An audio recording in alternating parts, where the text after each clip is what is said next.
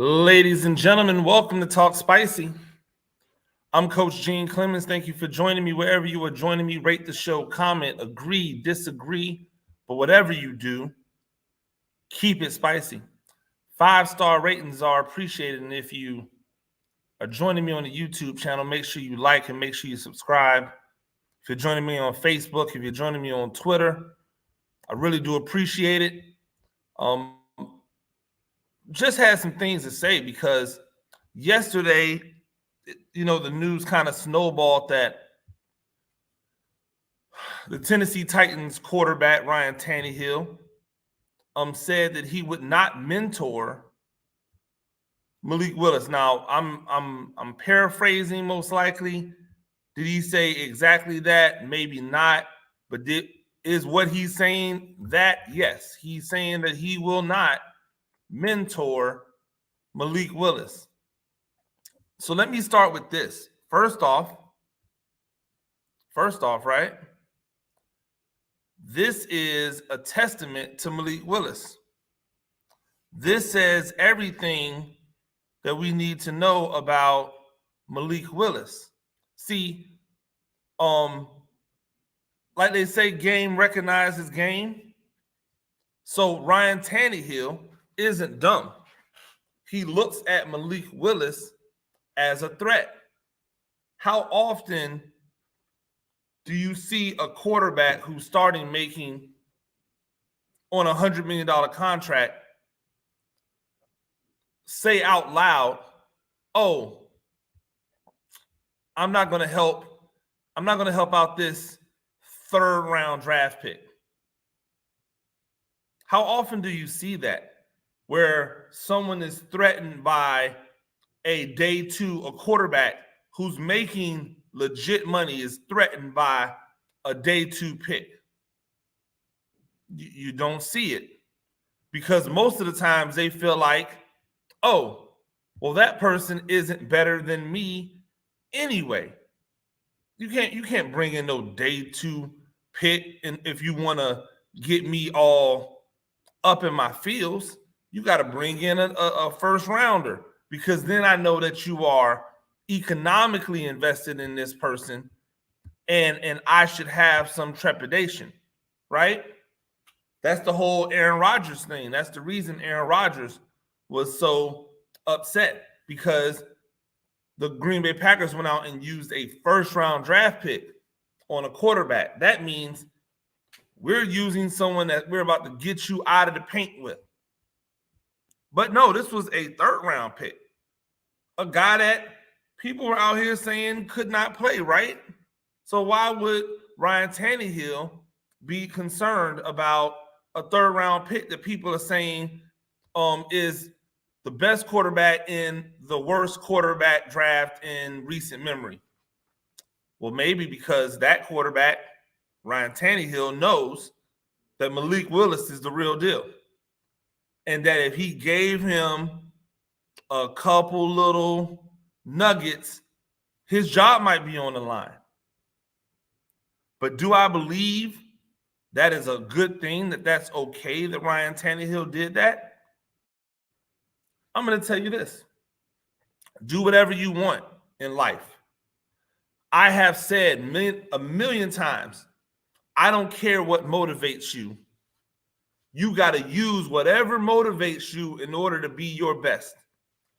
For some people, it's hate, right? For some people, it's inspiration. Like, the hate is, hey, I see you.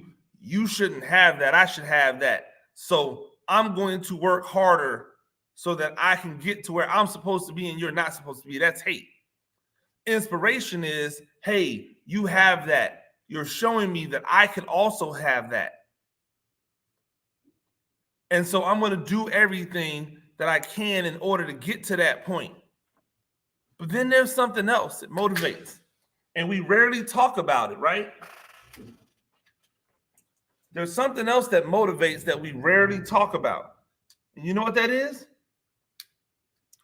Insecurity. Insecurity is a powerful motivator. And if employed right, if used properly, insecurity can take you a very long way. So I heard someone yesterday saying that, well, it's not Ryan Tannehill's job to mentor Malik Willis. And I agree, it's not his job. But in the fraternity of sport, this is what we do. Now, I've never been Ryan Tannehill. I never will be Ryan Tannehill when it comes to athletics. So I don't give you this example to try to compare myself to a starting NFL quarterback. But if you want to take it that way, go ahead. I'm here for all the smoke. I played sports. I played sports at a decently high level. Notice I said sports with an S. Yes, because I played football, basketball, and I ran track in college. I started on the football team. I started on the basketball team, and I was a participant in the track and field team in multiple events. I have played 3 sports my entire life. And there has never been a time where I didn't look to help the person that was coming up underneath me, even though I knew that that person had the chance to take my spot. I've never done it. When I transitioned into the professional world as a coach, as a teacher, as a mentor, as a talent evaluator, as a writer, as a trainer, there would be people who were coming up or people who were getting into the business that I would always help. I would always look to give wisdom. And why, you might ask? Because that's what sports taught me. Sports taught me that when you are where you are, you help someone else to have an easier time. If you can avoid running these suicides because you do this, this, and this, then I'm going to help you avoid running those suicides. If you can, you know what I'm saying? If I see you struggling with your free throws and I can see, oh man, if he would just do this or if he would just turn that, it would be better. I do it. I do it to my detriment. Even to this day. Even to this day. If there's a coach out there that needs something, I help them. Whether it's one of the coaches that I coach with or not. If there are players out there that needs help, I help them. Whether it could affect me positively or negatively, it doesn't matter. But you want to know the real reason why I've always been I've always been able to help. I've always been willing to help people. Here's why.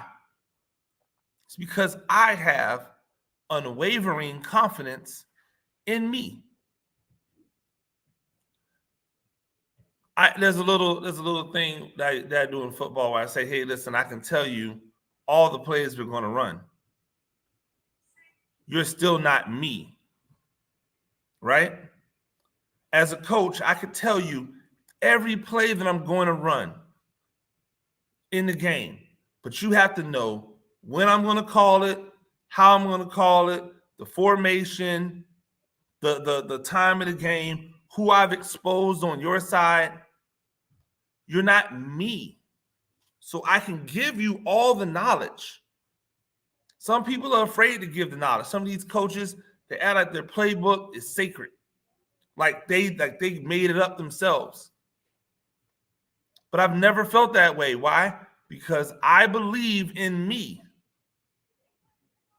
See, I believe that those guys who won't mentor other guys, they suffer from extreme amounts of insecurity. So Ryan Tannehill is insecure because he refuses to help, right? And he doesn't refuse to help because he thinks it's beneath him. No, he refuses to help because he can read the tea leaves. I heard someone say the other day, well, none of them, nobody is expected to mentor. Tom Brady actively tried to sabotage Jimmy Garoppolo. Aaron Rodgers has never tried to help. Ask Aaron Rodgers about Brett Favre when Brett Favre was coming through. Yeah, except. And here's the part. Tom Brady comes from a background where he has been doubted his entire life.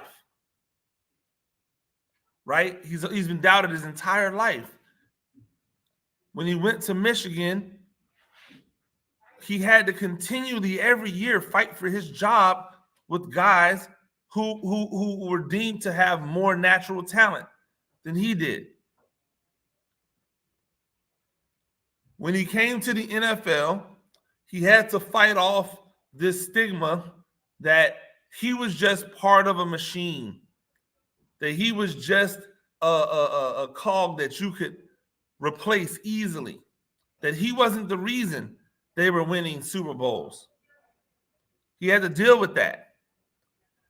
That insecurity is what has motivated him to be the guy he is.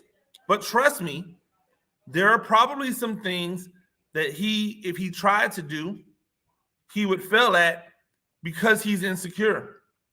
Except that maniacal nature is perfect for a quarterback in football.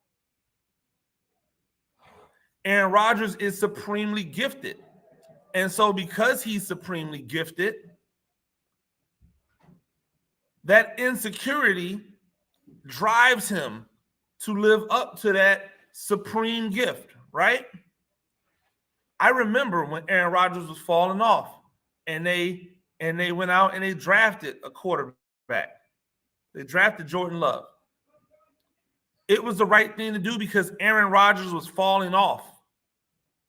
Except Aaron Rodgers took that so personally. He was so insecure about being replaced, about somebody doing to him what he did to Brett Favre, that he elevated his game back up to the level that made him an MVP.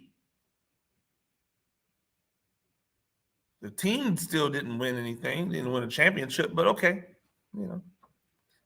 Don't blame Aaron Rodgers, by the way. It's everyone else's fault except Aaron Rodgers. Everybody on the planet, it's their fault except Aaron Rodgers. And guess what that's a product of? Insecurity. That's a product of insecurity. And so Ryan Tannehill, who people have held up as being one of the white guys who really ride for black people, sees this young black quarterback coming up behind him. It's like, nah, he does what I do, except his talents are greater. I can run, he runs faster. I'm tough, he looks super tough. I can throw, he's got a cannon. I struggled early. If I help him, he doesn't struggle early. Guess what? He's going to take my job. Why? It's real simple. Because he's on a rookie deal and he is super cheap because they got him in the third round. If I'm the Titans right now, I'm looking to get rid of Ryan Tannehill just off the strength of that.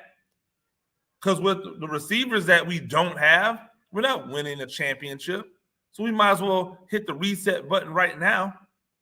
Get this $100 million off the books. Get this super cheap Malik Willis in here and then use all that money that we now have to reload. That's just me. But it's insecurity in Ryan Tannehill to know that the end looks like it's in front of him for him in Tennessee, possibly for him as a starting quarterback. You know who doesn't suffer from insecurity? Jameis Winston. You know what I like about Jameis Winston? It doesn't matter what happens. He is supremely confident in him. He is supremely confident in who he is as a quarterback, as a football player. He's willing to help. He's willing to listen because that's not where his insecurities lie. Now, we all have insecurities, right? But our insecurities flare up in particular places. And for those guys who decide that they don't want to help somebody else, that's where your insecurity lies. There's no other reason. Because again, it doesn't matter if I help you. You're still not, I can't give you me. And if you take what I've given you and you have success, even to the point where you now replace me, that tells me this job is no longer made for me. It's made for you. I'm not what they want in this job. You're what they want. And so I will go and find a place that suits me. I don't need to keep away. I don't need to keep you from striving to reach your full potential because I think, not even I know, but because I think it might affect me. That's not hate. It's just insecurity. And I'm not insecure that way. I'm not necessarily upset that Ryan Tannehill is. I think it's the ultimate form of respect to know that Malik Willis is there to take his job and him go, nah, I'm going to try to make it as hard as possible. But do I rock with it? Do I identify with it? No, because I don't have that gene. I have reached out to people about information that they've never told me. I chop it up to insecurity. Hey, man, how did you get this? Oh, well, I did some things. Some people helped me out. That's very vague. That doesn't really actually tell me anything. I have my own clothing brand that I work on. I asked someone that I know who has a clothing brand. I said, hey, who's your manufacturer? Oh, well, I found a person. Here, I'll give you some different things of where I look to find my manufacturer. And in my brain, I'm going, but I asked you who's your manufacturer. We're not in direct competition. But insecurities in people say, oh, well, I don't want to give someone else what I've got. I ask someone in confidence, hey, what have you done? What does your numbers look like with doing this? What does your numbers look like? Oh, well, you should do it. See, I work off of concrete information, not inspiration. I inspire myself, so I don't need others to do it. So for me, when it comes to those types of questions, hey, who's your manufacturer? Man, I get my stuff done here. It's great. It only costs me this much. Then you can do that with it. Oh, man, what does your numbers look like? Oh, man, this is what I've done. I'm still trying to work on getting it better, but this is how I've been able to, because there's nothing in me that says, oh, I'm threatened by you. I know that I work hard. I know that I'm dedicated. I know that I have that it.